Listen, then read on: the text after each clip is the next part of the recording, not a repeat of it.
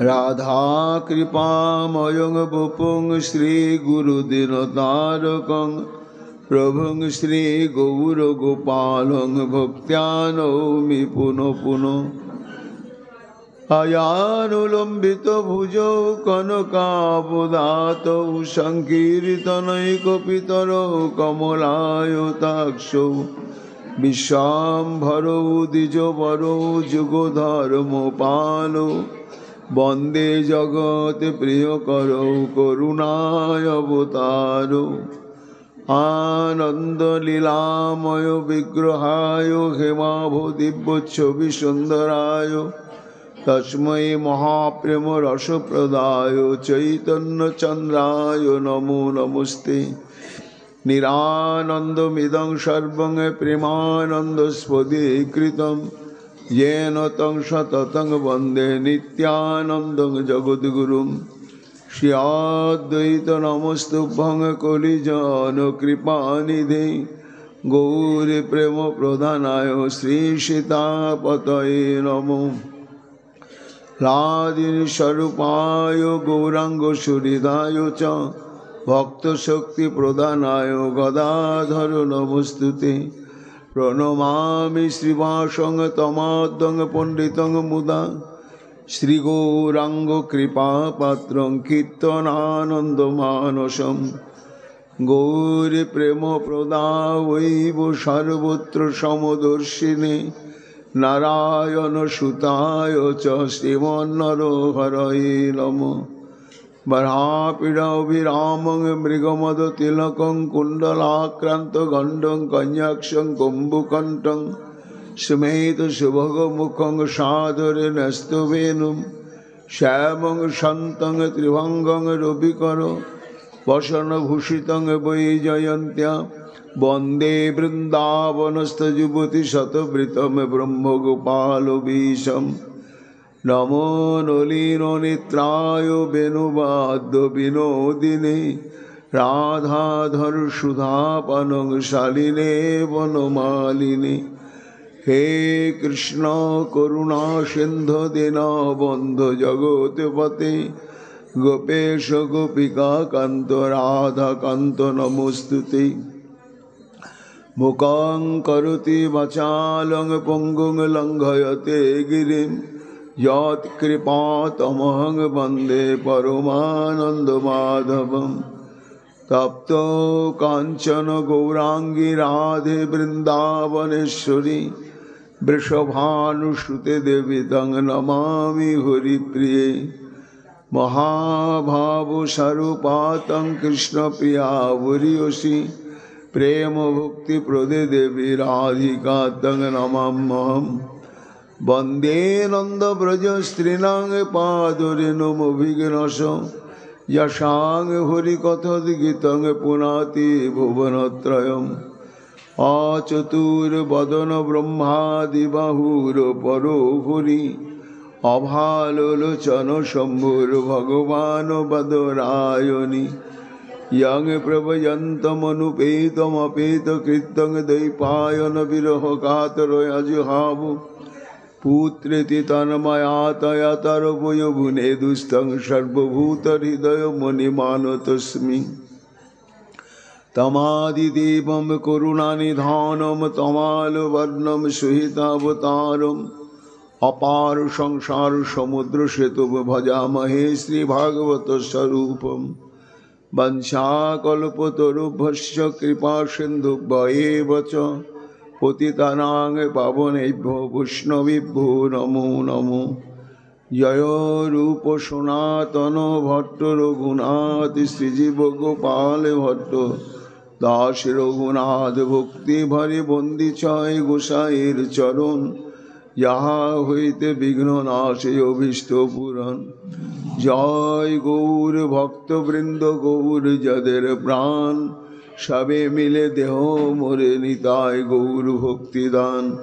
निताय गौर हरि बोल निताय गौर हरि बोल निताय गौर हरि बोल निताय गौर हरि हरि बोल।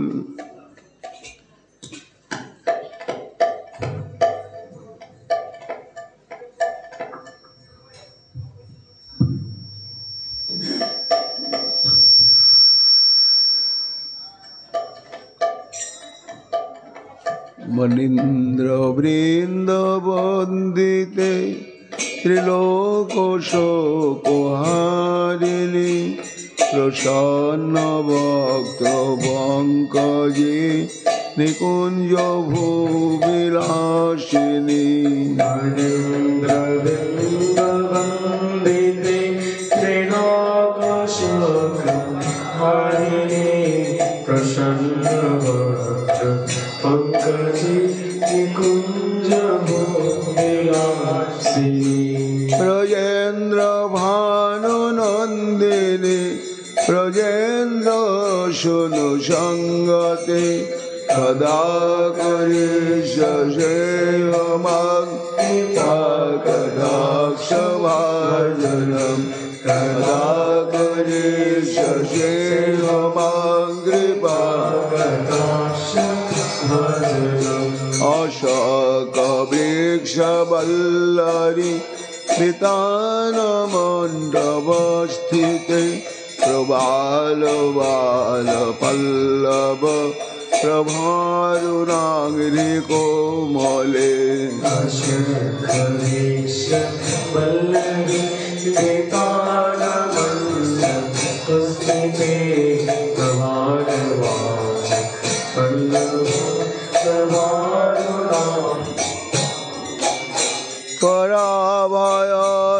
पराभयस्फुरत्करे प्रभृत सम्पदालये कदा करिष्यसेवमं कृपाकटाक्षभाजनं कदा करिष्यसेवमं कृपाकटाक्षभाजनम् अनङ्गराङ्गमङ्गल प्रसङ्गभृङ्गुरभ्रुवं तुवे भ्रमं शशाभ्रवं दिगन्तमानुपातनै अनङ्गराङ्गमङ्गल प्रसङ्गभृङ्गुरभ्रुवं तुवे भ्रमं शशाभ्रवं दिगन्तमानुपातनै निरन्तरं वशीकृत प्रतीतनन्दनन्दने कदा करिष्यसेवमं कृपाकटाक्षभाजनं कदा करिष्यसेवमं कृपाकटाक्षभाजनं तरिद्सुवर्णचम्पक प्रदेवित गौरविग्रहे मखप्रभापरास्तकोटि शारदेन्दुमण्डले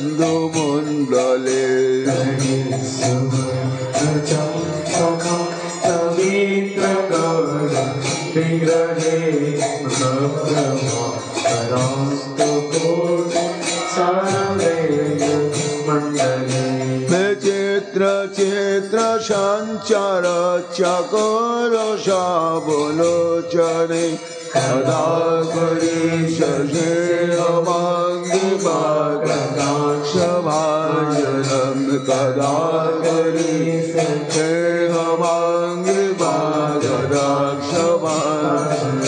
मदन मदाति यौवने प्रमदमानमण्डिते प्रियानुरागरञ्जिते कलाविलासपण्डिते सुवर्णचम्पकं पवित्रगौरविग्रहे मखप्रभापरास्तुकोटिशारदेन्दुमण्डले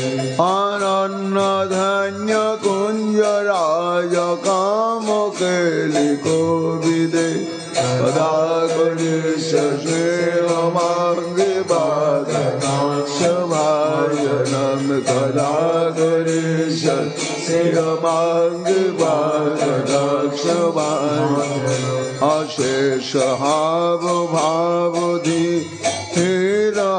अशेषहावभावधिरहारभूषिते प्रभूत शात्र कुम्भ कुम्भ कुम्भे कुम्भ सुस्तने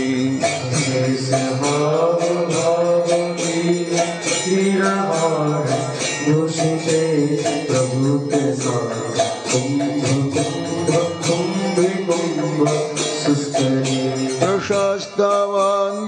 প্রশস্তবন্দহাস্যচূর্ণ পূর্ণ সুখ সাগরে সদাগরে সভাজনম কদাগরে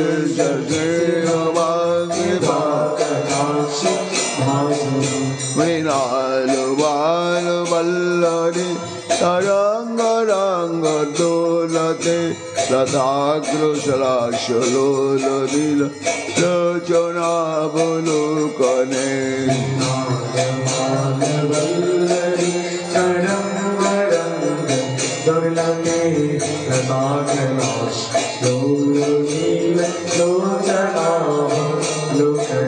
ললন লুলন মিলন মনগ মুগ্ধ মোহনাশ্রয়ে সদাগরি সজে অমাঙ্গি ভাগনাশভাজনম সদাগরি সজে অমাঙ্গি ভাগনাশভাজনম সুবর্ণমালিকাঞ্চিতে তিলেক কম্বুকণ্ঠকে ত্রিশত্রমণ্ডলী গুণ রত্ন দীপ্তি দীদিতি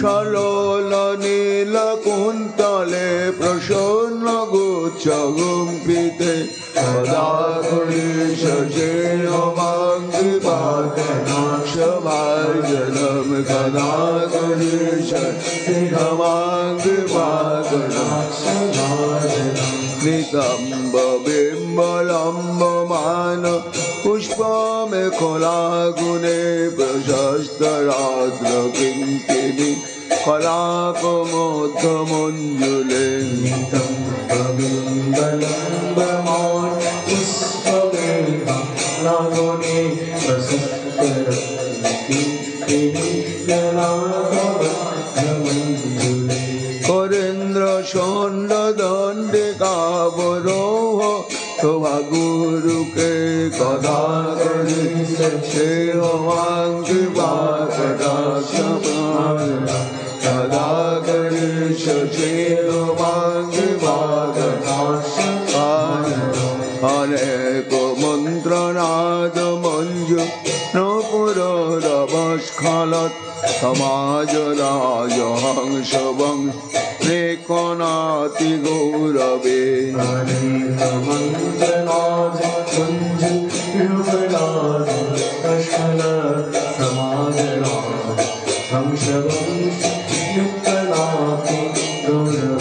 বিলাল হেম বল্লরে বিড়ম্বে চারু সংক্রমে সদাগরি সজে অমাঙ্গি ভাগনাশভাজনম সদাগরি সজে অমাঙ্গি ভাগনাশভাজনম অনন্ত কোটি বিষ্ণু লোক নম্র পদ্মযাচিতে হিমাদ্রিজা পুলমজা হিরিঞ্চি যাবর প্রদে অনন্ত কোটি বিষ্ণু লোক নম্র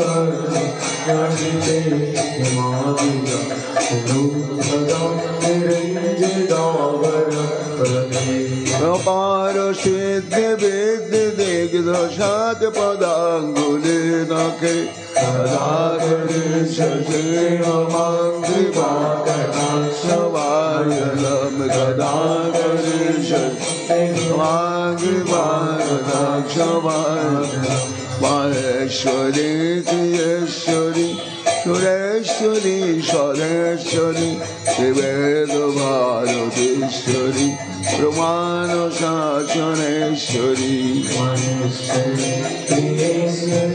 সুরেশ্বরী সরেশ্বরী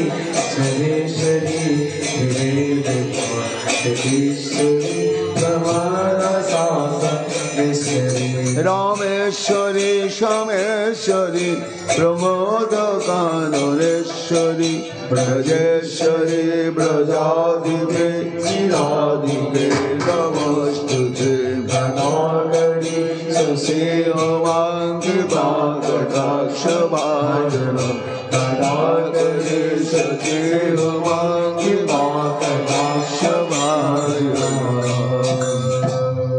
राधा रानी की जय। अपार करुणामयी राधा रानी की जय। प्रेम भक्ति प्रदायिनी राधा रानी की जय। जय श्री राधे। श्रुतां श्रुतां नित्यं ज्ञोतां ज्ञोतां मुदा चिन्ततां चिन्ततां भक्ताश्चैतन्य चरितामृतम्। कलिजुग पावन अवतार प्रेम पुरुषोत्तम भगवान श्री कृष्ण चैतन्य महाप्रभुर अंतरंग प्रिय परिकर कृष्ण भक्त चूड़ामणि कविकुल मुकुटमणि परम पूज्य पाद श्रीमद कृष्णदास कविराज गोस्वामी तार श्री चैतन्य चरितामृत ग्रंथेते अंतलीलाय द्वादश परिच्छेद प्रारंभे मंगलाचरणे समग्र विश्ववासीर काछे ঐকান্তিক একটি আবেদন নিবেদন ঘোষণা করছেন কবিরাজ গোস্বামী পাদ। কি সেই ঘোষণা? শ্রোতাম শ্রোতাম নিত্যম,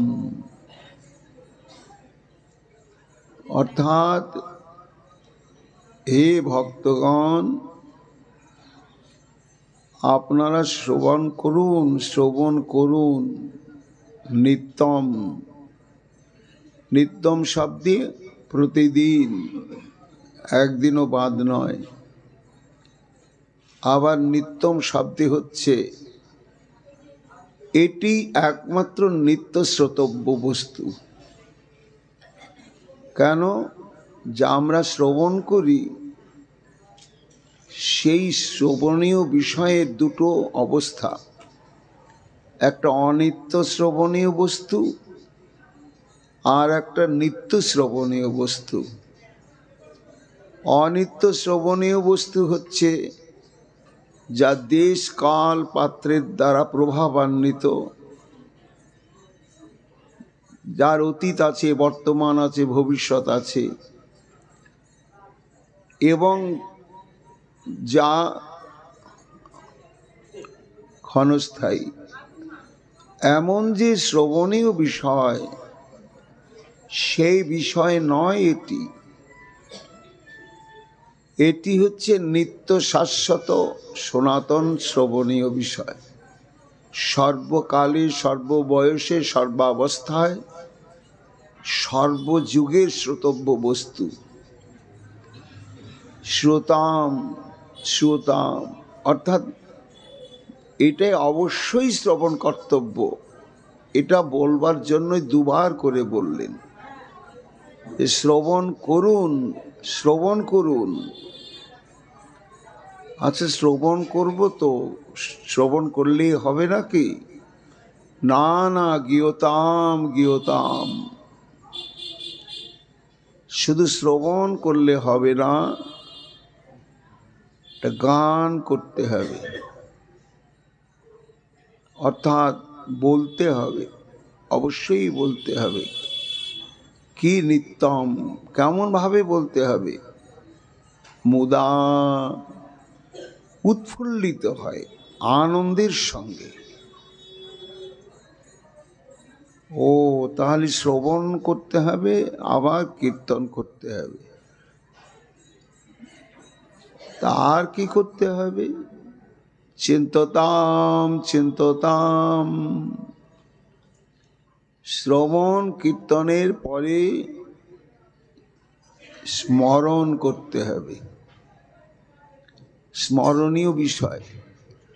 বলে বুঝলাম কবিরাজ গোস্বামী পাদ, শুনতে হবে, শুনতেই হবে, কীর্তন করতে হবে, কীর্তন করতেই হবে, চিন্তন করতে হবে, চিন্তন করতেই হবে। এই যে গুরুত্ব দিয়ে বলছেন, কিন্তু সেই শ্রবণীয়, কীর্তনীয় এবং স্মর্তব্য বা স্মরণীয় বস্তুটা কি সেটা বলুন। না চৈতন্য চরিতামৃতম। আবার এখানে সম্বন্ধ করলেন ভক্তাহা, হে ভক্তগণ, জনগণ বললেন না, হে জনগণ তা বললেন না, ভক্তগণ বললেন। কেননা এটি হচ্ছে একমাত্র ভক্তগণেরই শ্রোতব্য বিষয়। কেন? ভক্ত হচ্ছে নিত্য, আর তার শ্রোতব্য বিষয়টাই নিত্য। যারা ভক্ত নয় তারা তো অনিত্য বটে, এবং তাদের যত কিছু শ্রবণীয় কীর্তনীয় বিষয় সবই অনিত্য। এই জন্যই নিত্যম, হে ভক্তগণ, আপনারা শ্রবণ করুন, কীর্তন করুন এবং স্মরণ করুন। করবটা কি? চৈতন্য চরিতামৃতম। শ্রী চৈতন্য মহাপ্রভুর যে অমৃতময় চরিত কথা, সে চরিত কথা শ্রবণ করুন। বলে চরিত কথা মানে তার প্রসঙ্গ, তো সেটাকে আবার অমৃত বলছেন কেন? অমৃতের সঙ্গে তুলনা না। অমৃতের দুটো বৈশিষ্ট্য আছে। একটা হচ্ছে যে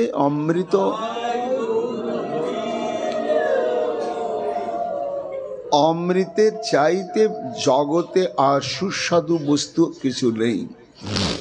এই জন্য অমৃত যদি কেউ আস্বাদনের সৌভাগ্য প্রাপ্ত হয়, তখন এ জগতে আর কোনো আস্বাদ্য বস্তুর প্রতি তার লোভ, লালসা, আকর্ষণ সব চলে যায়।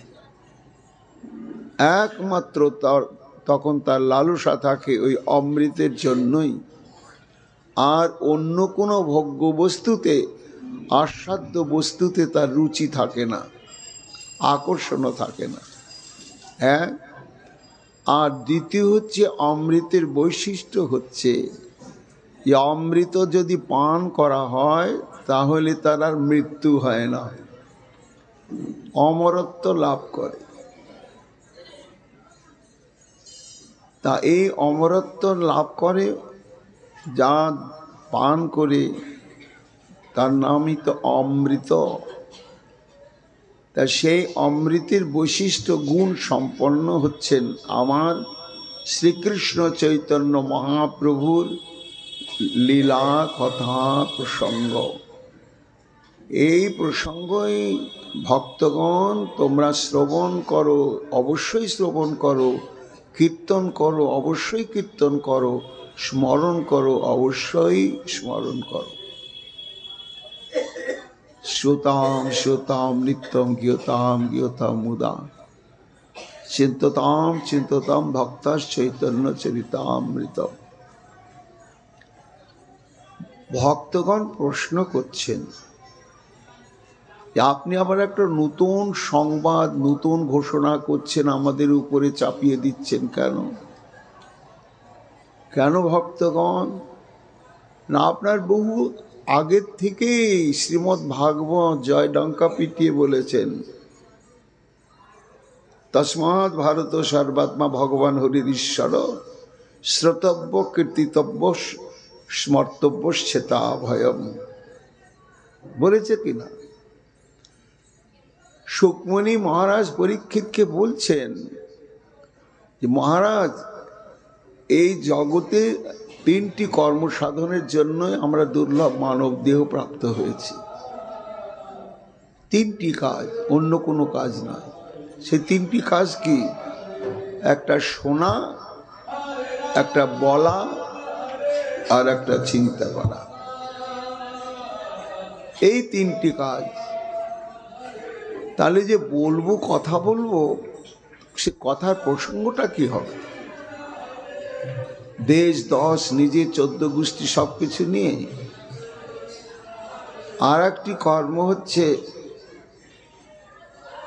শ্রবণ করবই বা কি, আর চিন্তা করবই বা কি? না চিন্তনীয় এবং কীর্তনীয় এবং শ্রবণীয় প্রসঙ্গই হচ্ছেন ভগবান হরির ঈশ্বর সর্বাত্মা। ভগবান হরি ঈশ্বর এবং তিনি সর্বাত্মা। এই বৈশিষ্ট্য গুণ সম্পন্ন যে পরতত্ত্ব, সেই পরতত্ত্বের প্রসঙ্গই হচ্ছে শ্রবণীয়, কীর্তনীয় এবং চিন্তনীয়। তা সর্বাত্মা কেন?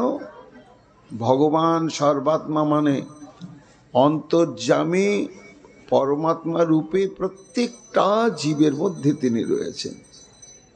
একটা বিষ্ঠা কীটের মধ্যেও তিনি পরমাত্মা স্বরূপে রয়েছেন, সাক্ষী স্বরূপ। জীবাত্মার পাশেই তিনি থাকেন। রাজা মহারথী ব্রাহ্মণ সবার মধ্যেই থাকছেন, তাই তিনি সর্বাত্মা।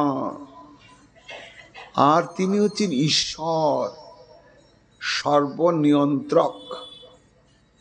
তার হাতে সব চাবিকাঠি, কর্তুম অকর্তুম অন্যতা কর্তুম সমর্থ তত্ত্ব। তাই তিনি ঈশ্বর। তিনি কারোর নির্দেশ মানবেন না, তার নির্দেশ মানতে সব। কেন? একলি ঈশ্বর কৃষ্ণ, আর সব বৃত্ত। যারই জয়ছে নাচায় তৈছে করে নৃত্য। এই জন্য তিনি যেমন সর্বাত্মা তত্ত্ব বিশেষ, তিনি ঈশ্বর তত্ত্ব বিশেষ। আবার তিনি ভগবান। ভগবান কেন? না তিনি সর্ব ঐশ্বর্যপূর্ণ। তিনি দ্রষ্টব্য, তাকে দেখা যায়, স্পর্শ করা যায়, তাকে কথা বলা যায়, তাকে সেবা করা যায়, এবং 6টি ঐশ্বর্য তার মধ্যে বর্তমান। ইন্দ্রিয়গ্রাহ্য তিনি, অপ্রাকৃত চিন্ময়। ইন্দ্রিয় যখন হয়ে যায় ভক্তের, সেই ইন্দ্রিয়ের দ্বারাই তিনি গ্রাহ্য। এই জন্য তিনি ভগবান। আবার তিনি হচ্ছেন হরি। হরি মানে, হরির শব্দের বহু অর্থ, দুই মুখ্যতম। সর্ব অমঙ্গল হরে প্রেম দিয়া হরে মন। কাজেই কবিরাজ গোস্বামী পাদ আপনি বলছেন এই চৈতন্য চরিতের কথা, সুকমণি বললেন সেই কৃষ্ণের কথা। তা আমরা কোনটা মানব? ভাগবতকে বাদ দিয়ে এখন আপনার কথা শুনব? না, ভাগবতের কথাই মানব। আপনি এটা বললেন, বলি এটা আমি বুদ্ধির দ্বারা বলি নাই, যেটি নিত্য শাশ্বত তত্ত্ব বিশেষ। সেই তত্ত্বটি হচ্ছে, তত্ত্বের ভূমিতে যখন কেউ প্রতিষ্ঠিত হবে, তখন সূর্যটা দেখতে কেমন, সবাই একই রকমই দেখবে। এই জন্য যে কৃষ্ণ, এবং সেই কৃষ্ণের একটি বৈশিষ্ট্য হচ্ছে লীলা মাধুর্য। তা এই কৃষ্ণের উৎসটা কোথায়? তার উৎস আছে, সেটি হচ্ছে আগে। আমার নাম কি সবাই জানেন তো? আমার নাম হচ্ছে কৃষ্ণদাস কবিরাজ গোস্বামী। তা কবিরাজ শব্দের একটা আলাদা অর্থ আছে, চিকিৎসক। আর কবিগণের মধ্যে যিনি সর্বোত্তম শ্রেষ্ঠ, তাকে বলা হয় কবিরাজ। তা আমি কিন্তু চিকিৎসক, আর চিকিৎসকের কথাটা আগে মানতে হয়। কেন? রোগীকে। তা আমরা রোগী নাকি যে আপনার কথা মানব? আর আপনি কি চিকিৎসা বিধান দিচ্ছেন? বলে শুনুন, একটা দৃষ্টান্ত আছে। একজন পিতৃভক্ত সন্তান, পিতা যদি বলে এই জলপান কর, তবে জলপান করবে। আর ভগবানও যদি বলে, ও কারো ধার ধারবে না। তার কাছে পিতা স্বর্গ, পিতা সব কিছু, পিতা ঈশ্বর। এখন দৈবক্রমে সেই ছেলেটি অসুস্থ হয়ে গেছে। যখন অসুস্থ হয়ে গেছে, বাবা বললেন যে তুমি তো অসুস্থ হয়েছ, আমার আদেশ তো এখন পালন করতে পারবে না, সুস্থ হতে হবে, এই জন্য তুমি কবিরাজের কাছে যাও। তো কবিরাজ মশাই তো তাকে পরীক্ষা নিরীক্ষা করে ব্যাধিটা নির্ণয় করে তখন তাকে বললে এইটা এই দুরকম বড়ি দিলাম, এটা মধু দিয়ে খাবে, এটা তুলসী পাতার রস দিয়ে খাবে, এটা গরম জল দিয়ে খাবে, আর গরম জলে স্নান করবে ইত্যাদি ইত্যাদি, তার নানা রকম সব আদেশ নির্দেশ দিয়ে দিলেন। এখন পিতৃভক্ত ছেলেটি বলছেন, কবিরাজ মশাই আমার দ্বারা সম্ভব নয় আপনার আদেশ পালন করা। কেন কেন? না, আমি জন্মের পর থেকে প্রতিজ্ঞা করেছি পিতার আদেশ ছাড়া আমি আর কারো আদেশ পালন করব না। পিতা বলেছেন তাই এসেছি, এইটুকুনি শেষ। কিন্তু আপনি যত কিছু আমাকে আদেশ নির্দেশ দিচ্ছেন প্রতিজ্ঞা ভঙ্গ করে আমি পালন করতে পারবো না। তখন কবিরাজ মশাই বলছেন, বাবা ঠিকই বলেছ, তুমি ঠিকই বলেছ, ঠিক আছে। তা আমার একটা কথা শোনো, আমি যে তোমাকে চিকিৎসার জন্য ঔষধ সেবন বিধি, পথ্য গ্রহণ বিধি, যে আদেশ নির্দেশ এবং তোমার ব্যবহার বিধি বলে দিলাম, এবার তুমি পিতার কাছে গিয়ে জিজ্ঞাসা করো যে বাবা কবিরাজ মশাইয়ের কাছে গিয়েছিলাম, তো কবিরাজ মশাই আমাকে এই আদেশগুলো করেছে, আমি তো পিতার আদেশ ছাড়া মানব না, কাজে অন্যের আদেশ পালন করা আমার উচিত হবে কি হবে না? তোমার বাবা যদি বলে তাহলে করবে, আর যদি না বলে তাহলে তোমার ভাগ্য নিয়ে তুমি থাকবে। এখন পুত্রটি পিতার কাছে এসেছে, এসে সব বৃত্তান্ত খুলে বলেছে। তখন বাবা বলছে, শোনো তুমি কিন্তু ব্যাধিগ্রস্ত, এখন সুস্থ নয়, কাজে এই মুহূর্তে তোমার পরামর্শদাতা আমিও নয়, কবিরাজ মশাই। তাই আমার আদেশ শোনো, কবিরাজ মশাই যা যা পরামর্শ দিয়েছে, ব্যবহার বিধি বলেছে, যেটা করতে বলেছে, নিষেধ করেছে, একেবারে অক্ষরে অক্ষরে প্রতিপালন করবে। কতক্ষণ করবে? যতক্ষণ তুমি ব্যাধি থেকে মুক্ত না হচ্ছ। যখন ব্যাধি থেকে একেবারে মুক্ত হয়ে যাবে তখন আর কবিরাজ মশাইয়ের কথা শোনার দরকার নাই, তখন তোমার যেটা প্রতিজ্ঞা পিতার আদেশ পালন করব তাই করবে। এইবার বাবা যখন এই কথা বললে তখন এসে কবিরাজ মশাইকে বলছে, হ্যাঁ কবিরাজ মশাই বাবা এই কথা বলল, তাহলে যাও আগে ব্যাধি মুক্ত হও, তবেই তো পিতার আদেশ পালন করবে। এটা তো একটা গল্প, এই গল্পের মধ্যে সিদ্ধান্তটা না, পুত্র হচ্ছে কলিহত জীব, তা কলিহত জীব হচ্ছে ব্যাধিগ্রস্ত, জন্মসূত্রেই আমরা ব্যারাম নিয়েই জন্মেছি, একেবারে জাতি বর্ণ ধর্ম নির্বিশেষে ব্যারাম। সে ব্যারামটার নাম কি? ব্যারামটার নাম হচ্ছে ভবব্যাধি। এই ভবব্যাধিতে আমরা আক্রান্ত হয়ে জন্মগ্রহণ করেছি। ভবব্যাধি একটা ব্যারাম। তো এই ব্যারামের লক্ষণ কি না? মুখ্য লক্ষণ তিনটি। একটি মহাচ্ছন্নতা, একটি উন্মত্ততা, আর একটি হচ্ছে অন্ধতা। বলে আমরা তো অন্ধ নয়, এমন আছি, এ যুগের মানুষ চশমা ছাড়া দেখি। অন্ধতার কোথায় ব্যাধি? চশমা ছাড়া সব দেখছেন, আপনি দিনের বেলা আকাশে তারাও দেখতে পান, এত বড় চোখের তেজ। কিন্তু আপনি কে বলুন তো? আপনি কে বলুন? ওই আধার কার্ডটা দাঁড় করাবেন, তা আপনার শরীরটার দিকে আঙ্গুল দিয়ে বলবেন এটা আমি, কিন্তু যিনি আমি বলছেন ওটা তো আপনার শরীর, শরীরটা তো আপনার। তা আপনি কে? আপনি দেখেছেন তাকে, তাকে চেনেন, তাহলে আপনার এত বড় চোখের জ্যোতি, দিনের বেলা তারা দেখতে পান আর নিজেকেই দেখতে পান না। কেন পান না? দেখা কি যায় না? দেখা যায়। পাচ্ছেন না কেন?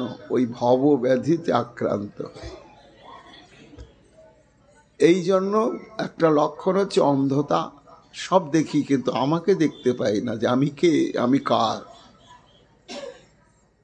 দ্বিতীয় হচ্ছে কি মহাচ্ছন্নতা, নিত্যে অনিত্যবোধ আর অনিত্যে নিত্যবোধ।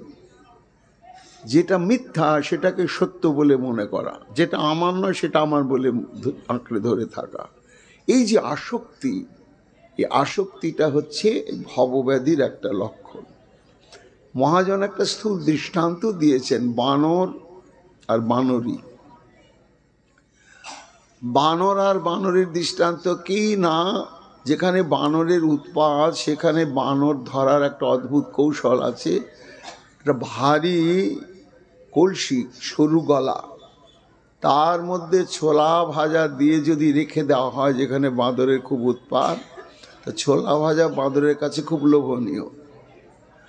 ও বুঝতে পারছে ছোলা ভাজা আছে, হাতটা ঢুকিয়ে দেবে, দিয়ে মুঠো করে ধরবে, ধরে যে বের করতে নেবে, তো সরু কলসি তো গলাটা, আর মুঠোটা বেরোচ্ছে না।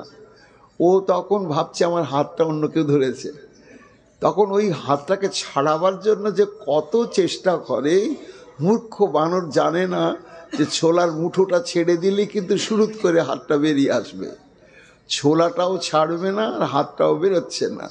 তখন ওর উপরে খানিক ছালা বস্তা দিয়ে লোকে ধরে বেঁধে ফেললো। তা মূর্খ বানর যেমন জানে না যে আমার বন্ধনের কারণ হলো এই মুঠিতে ধরে রাখা ছোলা, এই ছোলাটাকে ছেড়ে দিলে আমি মুক্ত।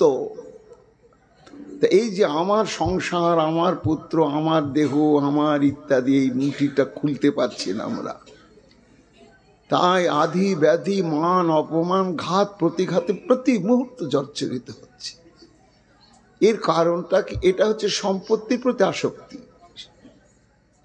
এবং স্বজনের প্রতি আসক্তির দৃষ্টান্ত দিলেন বানরী। না, বানরীর একটা নিয়ম আছে, দেখুন অনেক সময় দৈবক্রমে ওরা তো গাছেই বাচ্চা প্রসব করে এবং জন্মজননী সংস্কার আছে ওদের ভগবানের কৃপাতে, যে বাচ্চাটা ওই যে পড়লো সঙ্গে সঙ্গে কিন্তু মাকে ধরবে। এই মা সেই সদ্যজাত শাবকটাকে বানরী বুকে নিয়ে লাফালাফি করে, চলতে চলতে যদি দৈবক্রমে কোনো কারণে বাচ্চাটা মরে গেল, তো মরে গিয়েছে, তো ও মাকে আর ধরে থাকতে ওর তো পারেনি নাই, তখন বানরীটা বুঝতে পারে না ওটা মরে গেছে, ও জ্যান্ত মনে করে ওকে ধরে রেখে বানরীটা লাফালাফি করতে করতে করতে কোলের মধ্যেই বাচ্চাটা ফুলে যায়, পচে যায়, পোকা দেয়, যখন খুলে পড়ে যায় তখন সে ছাড়ে।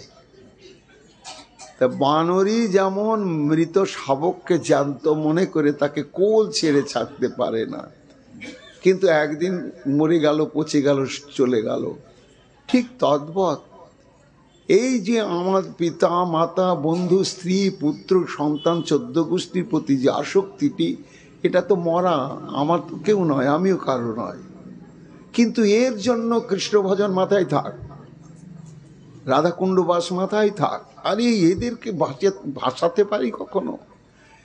এই যে একটি আসক্তির বন্ধন, এরই নামই হচ্ছে ভবব্যাধি। এক হচ্ছে স্বজনের প্রতি মমত্ববোধের বন্ধন আর সম্পত্তির প্রতি বন্ধন, এটার নামই হচ্ছে মহাচ্ছন্নতা। আর তৃতীয় হচ্ছে উন্মত্ততা। পাগল যেমন সুখে দুঃখে শীতে গ্রীষ্মে ধেই ধেই করে নাচে, কিন্তু নাচটা তার কিন্তু প্রকৃতিস্থ নয়।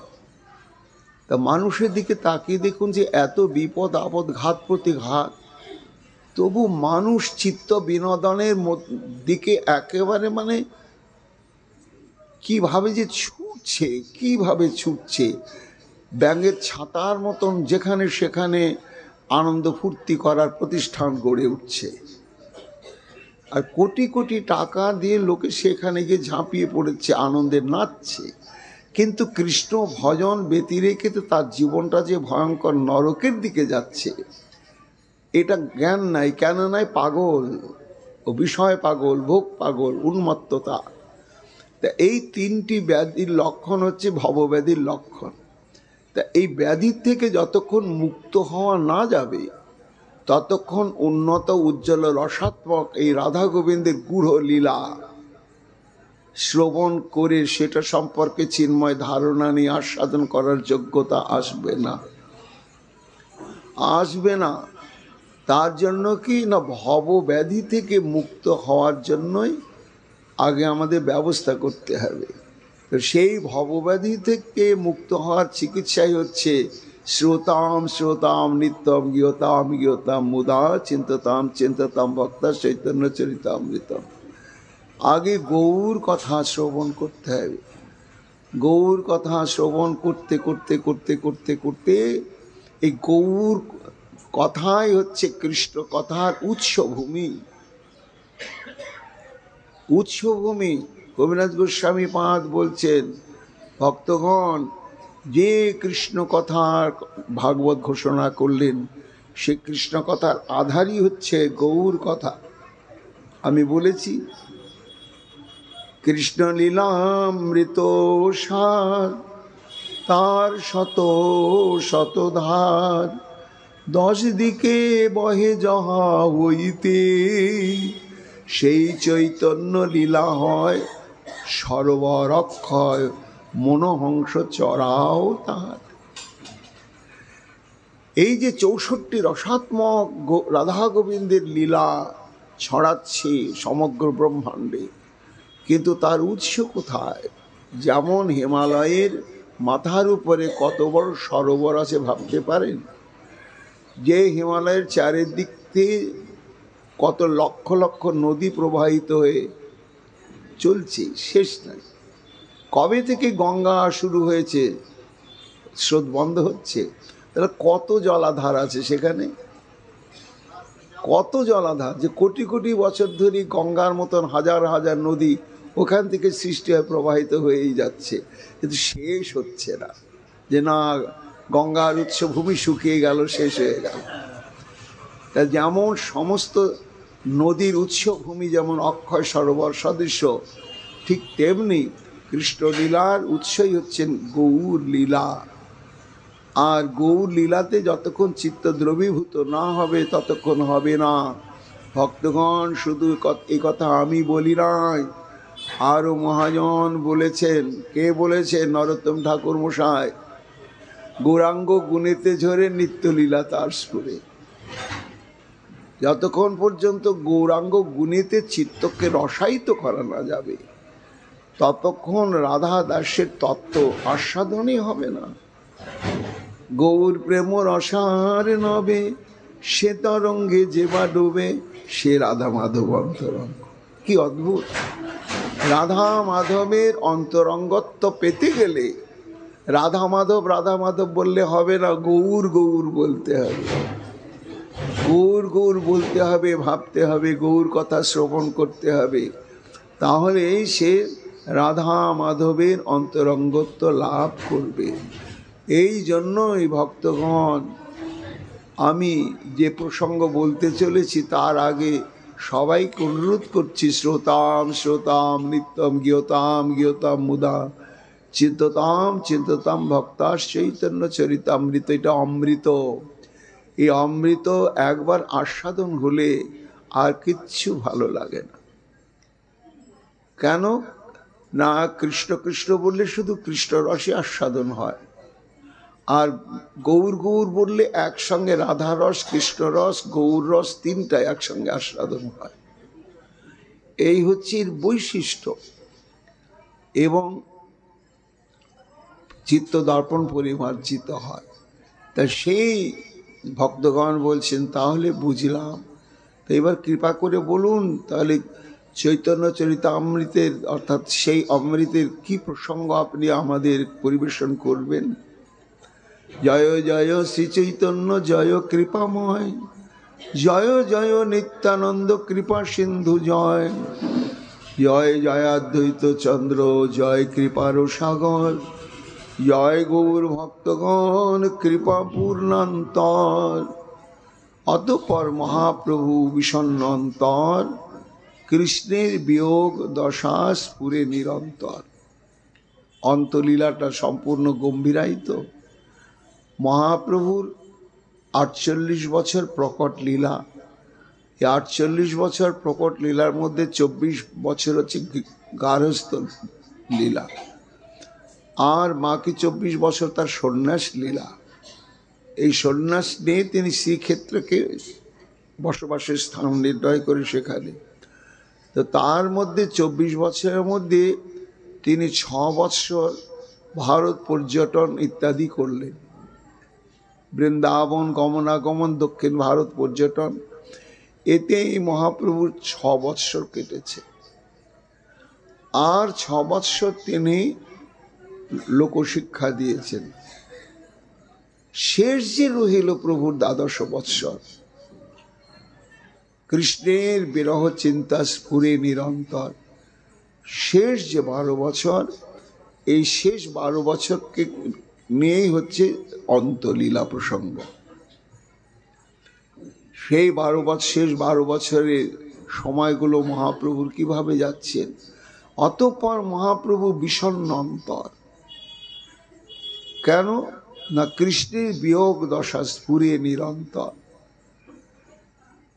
এখানে বিরহটাই প্রাধান্য পায়। মিলনের আনন্দের সংবাদ যতটা ব্যক্ত না হয়, হয়েছে কি কোনো শাস্ত্রে হয় নাই। রাধারানী গোবিন্দকে প্রাপ্ত হয় কত রকম কিভাবে রস আস্বাদন করেছিলেন, তা নিয়ে কত কাব্য কত কি হয়েছে, তেমন হয়নি। কিন্তু কৃষ্ণকে হারানোর পরে রাধারানী যে বিরহ, এই বিরহকে নিয়ে বিশাল বিশাল কাব্য, বিশাল বিশাল সব কিছু বিরহকে নিয়ে। তাহলে বিরহটাই হচ্ছে আস্বাদ্য, এবং শেষ হচ্ছে প্রেমের চরম পরিণতি হচ্ছে বিরহ, মিলনে নয়। এই জন্য কৃষ্ণ বিয়োগ দশা স্ফুরে নিরন্তর। হা হা কৃষ্ণ প্রাণনাথ ব্রজেন্দ্র নন্দন, কাহা পাও কাহা যাও পাও মুরলী মদন। ঠিক শ্রীমতী রাধারানীর যে বিরহ, আমার মহাপ্রভু সেই দশা। দিবানিশি আর সবাইকে চিনতেও পারেন না। হা কৃষ্ণ প্রাণনাথ ব্রজেন্দ্রনাথ, তুমি কোথায়, তোমাকে কোথায় পাবো।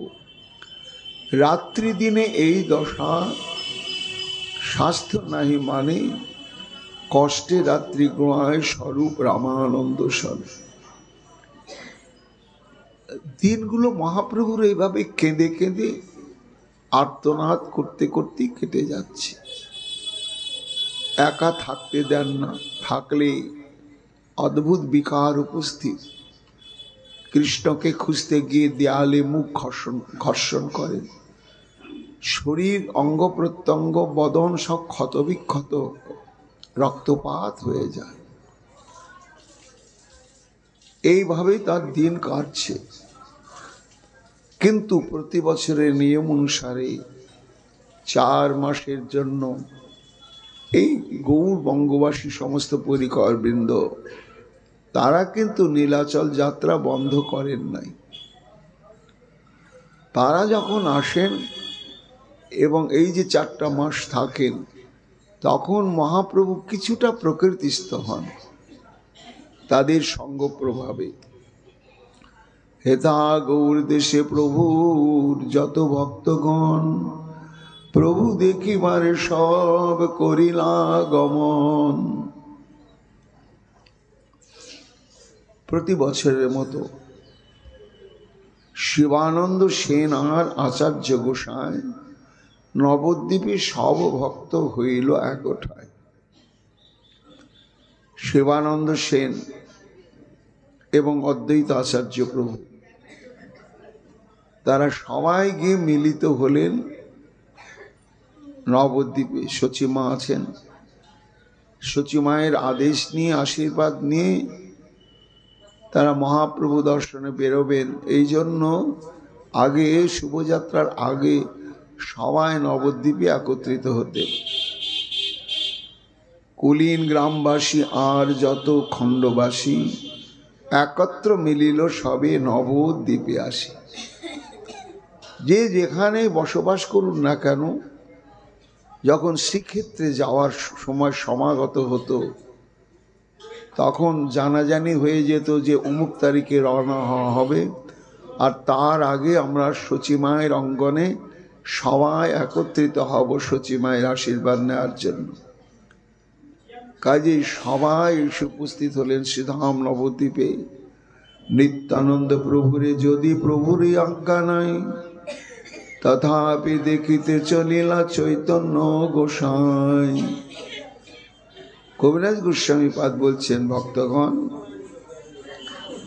এই সমস্ত ভক্তগণ যে গৌর দর্শনে যাবেন বলে একত্রিত হলেন নবদ্বীপে, তার মধ্যে নিত্যানন্দ প্রভু অন্তর্ভুক্ত হয়ে গেলেন।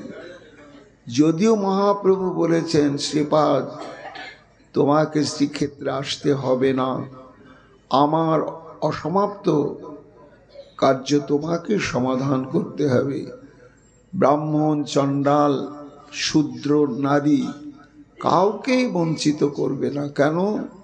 অদ্বৈতাচার্য বর চেয়ে নিয়েছিলেন, ঠাকুর তুমি যদি প্রেম বিতরণ করতে এলে তাহলে আমাকে ভিক্ষা দাও। কি না, বৈদিক যুগ থেকে, সুদূর বৈদিক যুগ থেকে চিরকালেরই সমাজে দুই শ্রেণীর মানুষ বঞ্চিত পারমার্থিক সৌভাগ্য থেকে। তাদের কোনো অধিকার নেই ধর্মানুশীলনে। কারা তারা? এক হচ্ছে শূদ্র। শূদ্র তারা শুধু সেবাই করবে, বেদ পাঠ করবে না, তারা শাস্ত্র অনুশীলন করবে না, অর্চন বন্দন করবে না, তারা শুধু সেবাই করবে। আর এই মাতৃজাতি, সে যে কোনো জাতিরই হোক না কেন, তাদের কোনো বৈদিক অধিকার, কর্মকাণ্ড ইত্যাদি বঞ্চিত এরা। তা এই যে শুধু বৈদিক যুগ থেকে এরা বঞ্চিত হয়ে আসছে, তুমি যদি প্রেম বিতরণ করতে এলে তাহলে আমাকে বর দাও যে কলিযুগে শূদ্র আর এই মাতৃজাতি, এদেরকে তুমি আগে প্রেম দেবে, আগে প্রেম দেবে। মহাপ্রভু বললেন, তথাস্তু তথাস্তু। কিন্তু অদ্বৈতাচার্যের কাছে প্রতিশ্রুতি দিলেন বটে, কিন্তু রাধা প্রেম মহাপ্রভুকে এমন উদ্বেলিত করে দিলে যে প্রতিজ্ঞা রাখতে পারলেন না। অথচ বারবার মনে পড়ে সীতানাথের কথা। তখন সেই অসমাপ্ত দায়িত্বটি পালনের জন্যই নিতাই চাঁদকে ভার দিলেন মহাপ্রভু, যে আমার তো মানসিক ভারসাম্য নেই শ্রীপাদ নিত্যানন্দ, তুমি এইবার। কিন্তু নিতাই কি হলো, থাকতে পারলেন না, সেই বছরও যাবার জন্য উপস্থিত হলেন। শ্রীনিবাস চারি ভাই সঙ্গেতে মালিনী, আচার্য রত্নের সঙ্গে তাহারও গৃহিণী। চার ভাই শ্রীবাস পণ্ডিতরা তা চললেন, তার সঙ্গে মালিনী দেবী চললেন। আচার্য রত্ন হচ্ছে চন্দ্রশেখর আচার্য। চন্দ্রশেখর আচার্য এবং তার সহধর্মিণীও চললেন। শিবানন্দ পত্নী চলে তিন পুত্র লইয়া, রাঘব পণ্ডিত চলে ঝালি সাজাইয়া। পরপর যে যেখানে সব নবদ্বীপ থেকে শুভযাত্রা করে এই শ্রীক্ষেত্রে যাচ্ছেন। দত্ত, গুপ্ত, বিদ্যানিধি আর যত জন, 2-3 শত ভক্ত কে করে গণন। সচিমাতা দেখি সবে তার আজ্ঞা লইয়া, আনন্দে চলিলা কৃষ্ণ কীর্তন করিয়া। এত দূর পথ তারা কীর্তন বাদ দেন নাই, হরিনাম করতে করতে পথ চলা। শিবানন্দ সেন করে ঘাটি সমাধান, সবাইকে পালন করি সুখে লইয়া যান। ঘাটি সমাধান মানে হচ্ছে তখনকার দিনে গৌরবঙ্গ থেকে শ্রীক্ষেত্রে পৌঁছাতে ছোট ছোট স্বাধীন সব রাজ্য ছিল, আর তার অনেকগুলো বর্ডার ছিল। একটা রাজ্যের সীমানা পার হয়ে আর একটা রাজ্যের মধ্যে ঢুকে তবেই যেতে হবে। তা সেই বর্ডারে যাতে লোক বর্ডার গিয়ে যেতে পারে তার জন্য ঘাঁটি মানে হচ্ছে কি লোক যাতায়াত করার জন্য, অনুমতি দেওয়ার জন্য বা কর আদায় করার জন্য একটা করে জায়গা থাকতো, সেটাকে ঘাঁটি বলা হয়। সেখানেই যে আমরা তীর্থ ভ্রমণে যাব, এই দেশটার উপর দিয়ে যাব, তার জন্য কিছু অর্থ দিতে হতো, পারমিশন নিতে হতো, এটাকে বলা হয় ঘাঁটি সমাধান। তা শিবানন্দ সেন করে ঘাঁটি সমাধান। একমাত্র শিবানন্দ সেনই হচ্ছে সঙ্গে যত যত মহাপ্রভুর পরিকরবৃন্দ যাচ্ছেন তাদের প্রতিনিধি। তারা কেউ কি কথা বলবেন না, তাদের জন্য যে দিতে হবে যা কিছু পয়সা টয়সা যা কিছু সব করবে। সবাকে পালন করে সুখে লইয়া যান, সবার সব কার্য করে দেন বাসস্থান। শিবানন্দ জানে উড়িয়া পথের ও সন্ধান। শিবানন্দ সেনই জানে কোনটা সোজা পথ, কোনটা বাঁকা পথ, কোন গ্রামে ভক্তগণের বাস আছে, কোন গ্রামের মধ্যে গিয়ে অতিথি হলে এই 200-400 ভক্ত নিয়ে সেখানে রাত্রি বাস করা যাবে। কেন একদিনেই তো শ্রীক্ষেত্রে হেঁটে পৌঁছানো যাবে না, বেশ প্রায় অনেক দিন লাগে, আর রাত্রি যাপন করে করে যেতে হয়। তাই শিবানন্দ জানে উড়িয়া পথের সন্ধান। একদিন সব লোক ঘাটিয়ালে রাখিয়া, সভা ছাড়াইয়া শিবানন্দ একেলা রহিলা। কবিরাজ গোস্বামীপাদ বলছেন একদিন একটা ঘটনা ঘটলো, সবাই হরিবোল বলতে বলতে যাচ্ছেন, তো এবার বর্ডার ক্রস করতে হবে। সেইখানে যত যাত্রী রক্ষী বাহিনীরা আটকে দিল, এই সব আর যেতে পারবে না, ফিরেও যেতে পারবে না, তোমরা এখানেই থাকো, যতক্ষণ পর্যন্ত তোমাদের উপযুক্ত তোমরা কর না দেবে যেতে দেওয়া হবে না। এখন সব দায়িত্ব তো শিবানন্দের উপরে। শিবানন্দ সেন একটু পেছনে ছিলেন। কি হলো কি হলো কি হলো, শিবানন্দ সেনের উপস্থিত এই ব্যাপার। তখন তিনি কর্তৃপক্ষের সঙ্গে কথা বললেন, বলে দেখুন এরা ক্লান্ত শ্রান্ত এভাবে যাচ্ছে শ্রীক্ষেত্রে তীর্থ করতে, আর এখানে আটকে রাখাটা ঠিক হচ্ছে না। এদের প্রতিনিধি হিসাবে আমি থাকছি, হিসাব করা হোক এত শত লোকের জন্য কি অর্থ দিতে হবে বা কি করতে হবে না করতে হবে, আমরা ব্যবস্থা করছি, এদেরকে প্রবেশ করতে দেওয়া হোক। যখন শিবানন্দ সেন দায়িত্ব নিল তখন তাদেরকে ওই দেশের মধ্য দিয়ে যাওয়ার জন্য পারমিশন দেওয়া হলো।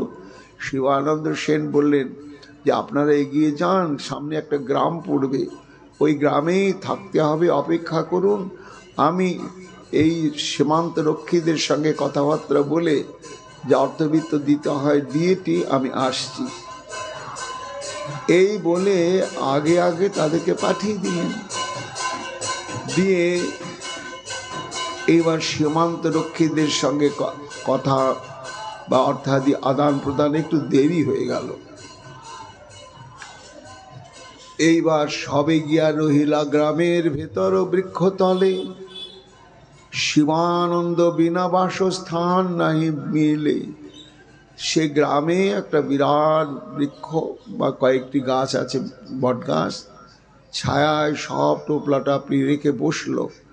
কেননা গ্রামে কার বাড়িতে থাকার মতন পরিবেশ আছে এগুলো সব শিবানন্দই জানে।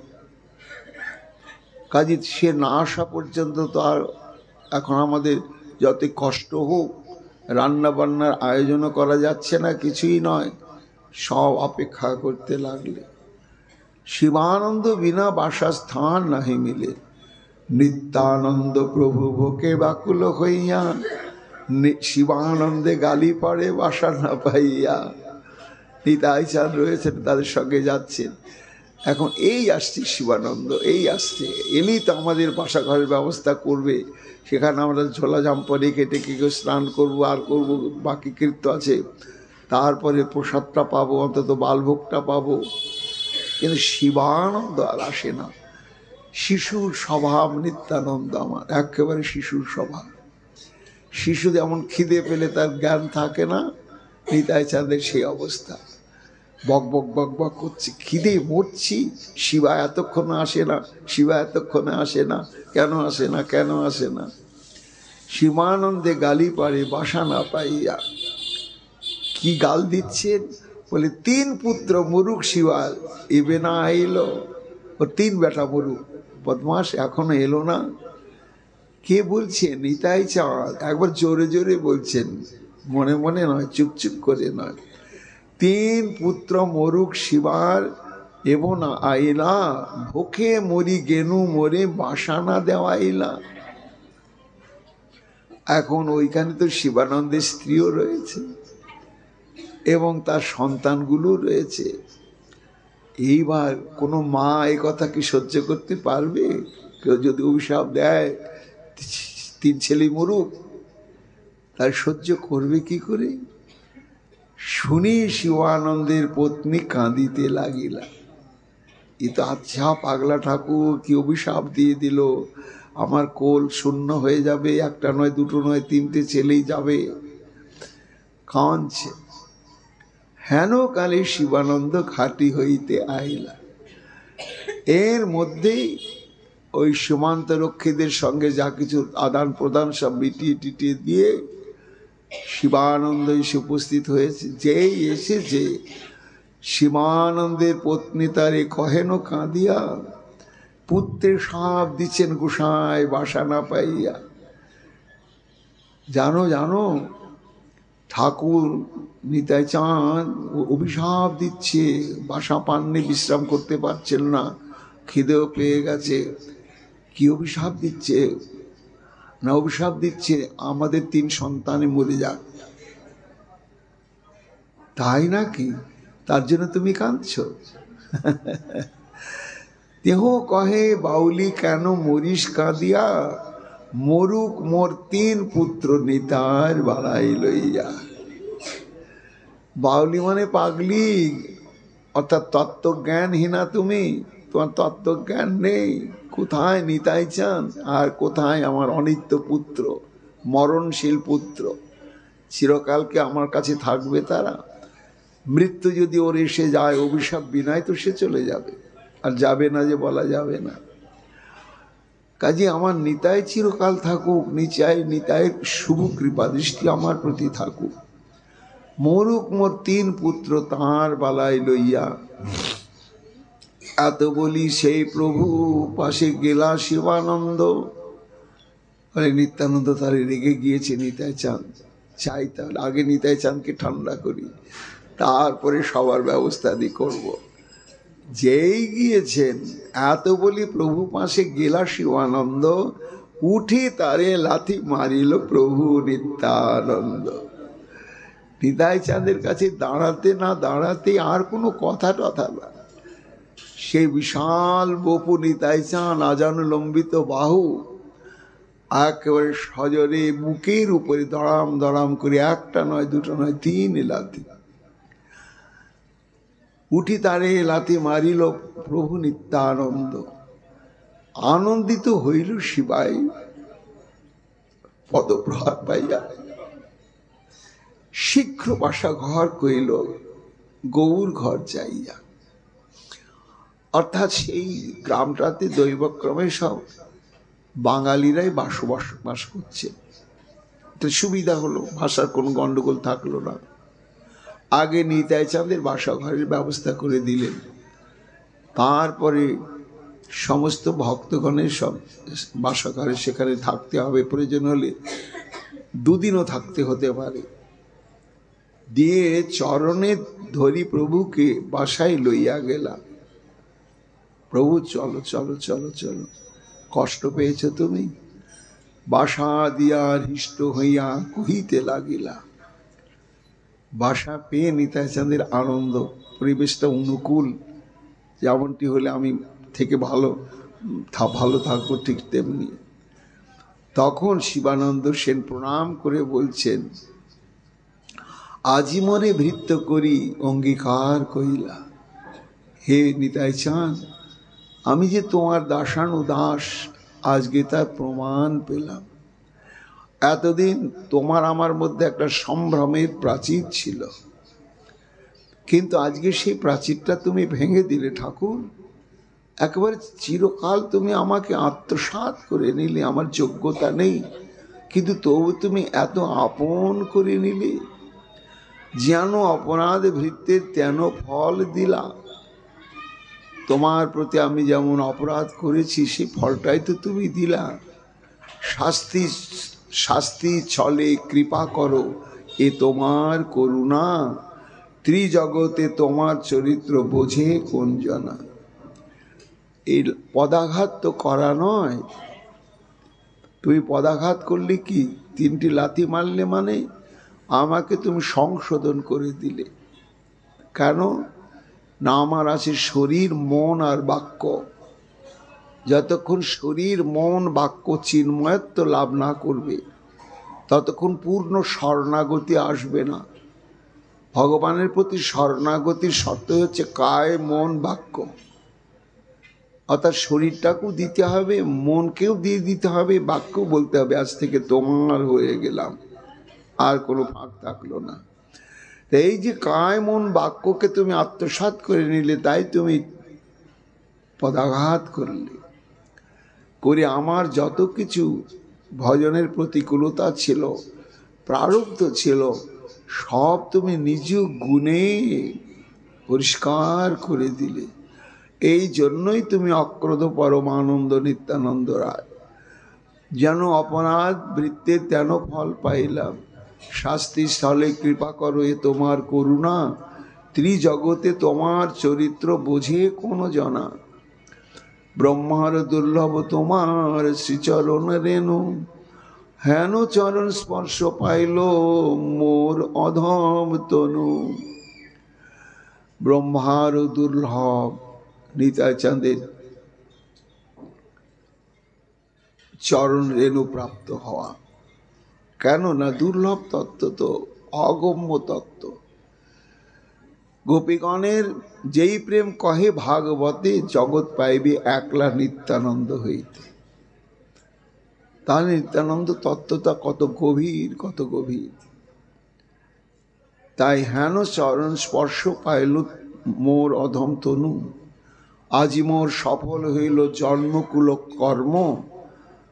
আজি পাইল কৃষ্ণ ভক্তি আর অর্থ কাম ধর্ম।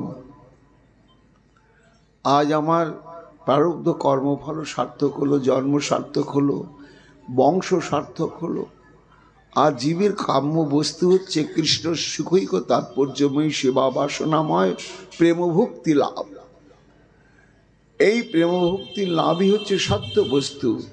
তা বিনা ভজনেই তোমার চরণ স্পর্শের দ্বারা আজ আমার সেই সম্পত্তি লাভ হয়ে গেল প্রভু।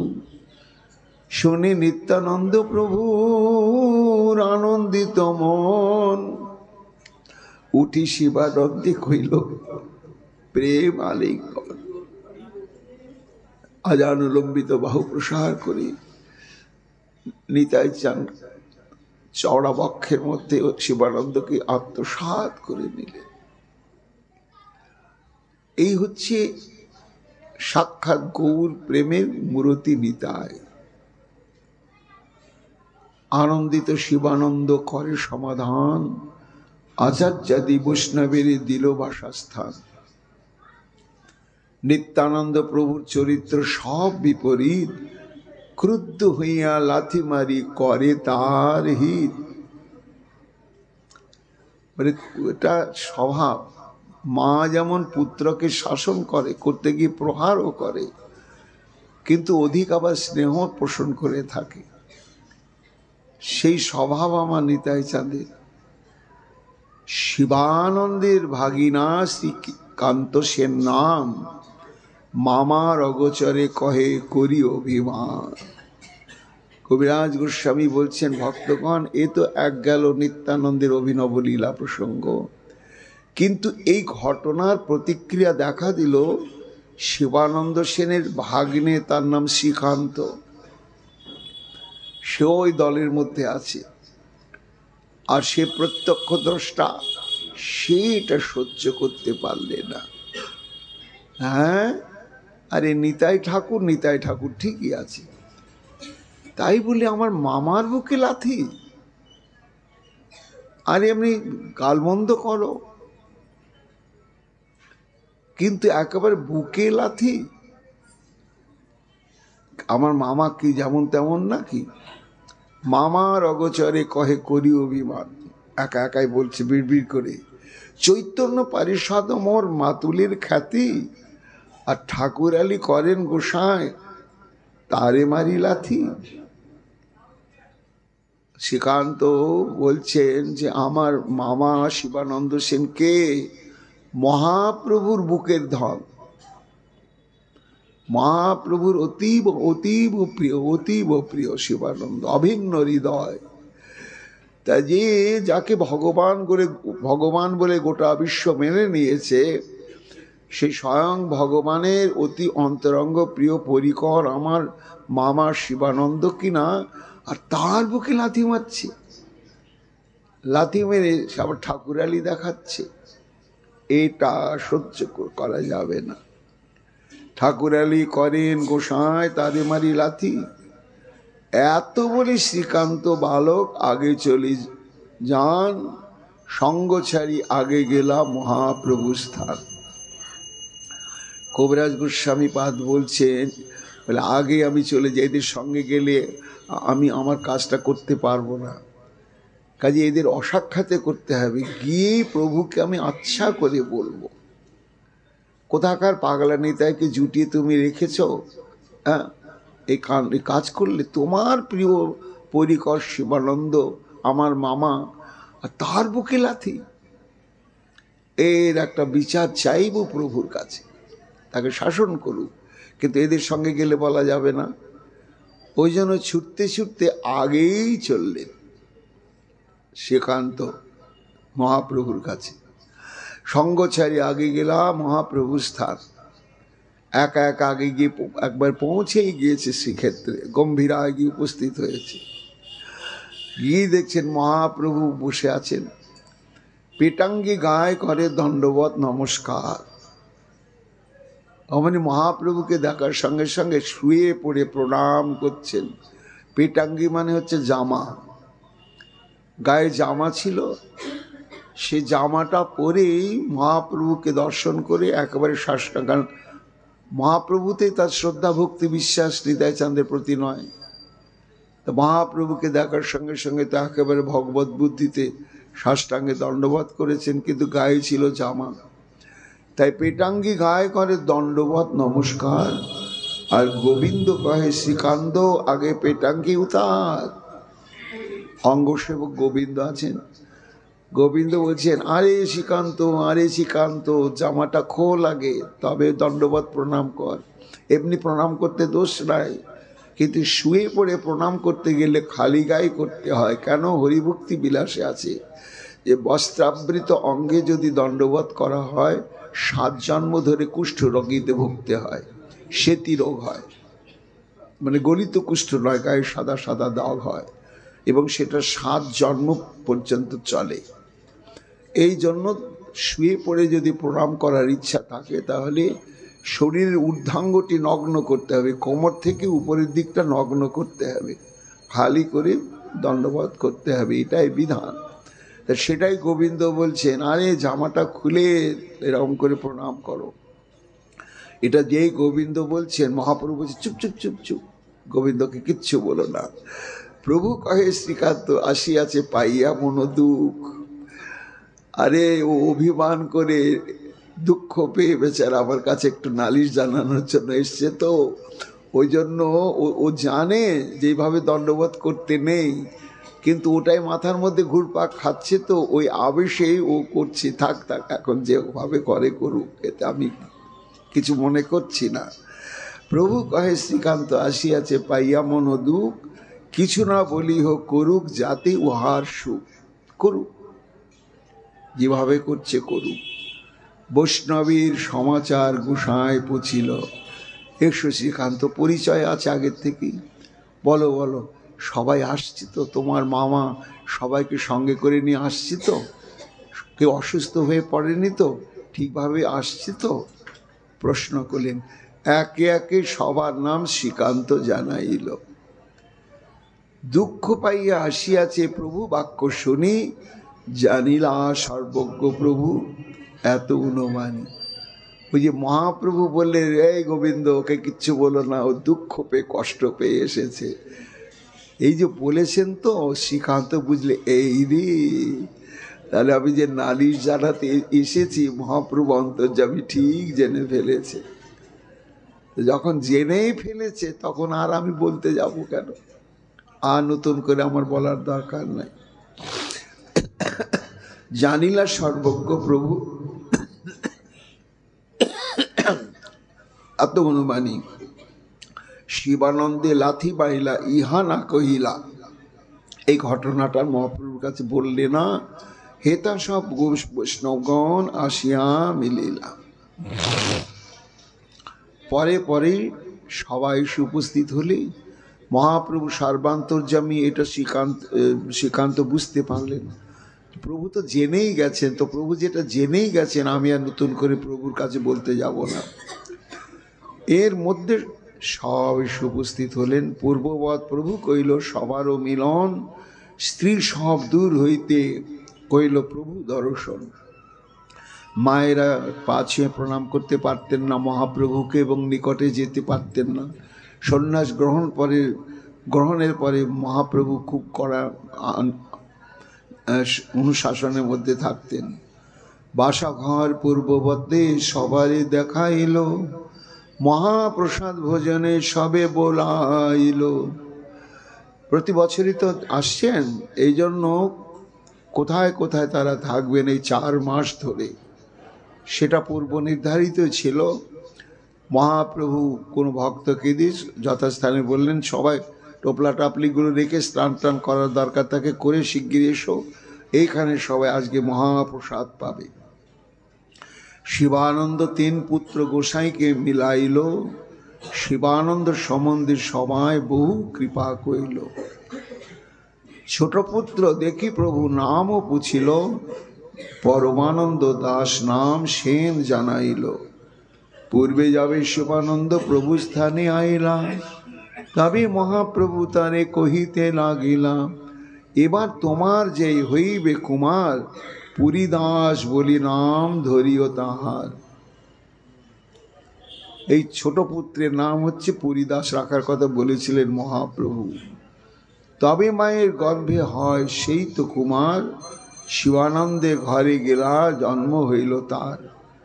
প্রভুর আজ্ঞায় ধরিল নাম পরমানন্দ দাস, পুরীদাস বলি প্রভু করে পরিহাস।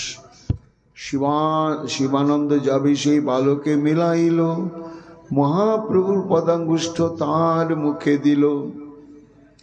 শিবানন্দের ভাগ্য সিন্ধু কে কইতে পারে, যার সব গোষ্ঠীকে প্রভু কহে আপনারে।